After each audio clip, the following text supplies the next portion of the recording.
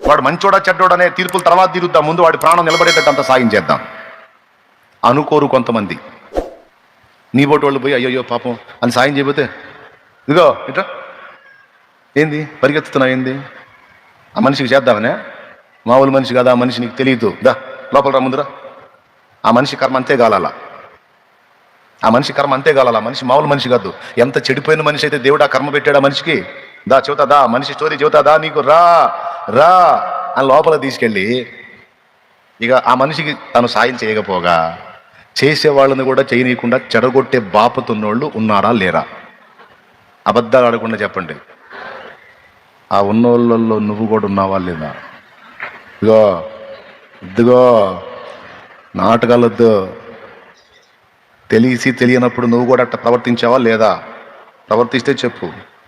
మనమేం పెద్ద మనుషులం కాదు. అసలు ఎట్లా మాట్లాడతారంటే ఎట్లాంటి వాళ్ళు ఉంటారా? ఉంటాను ఎందుకుంటారా? ఉంటారు.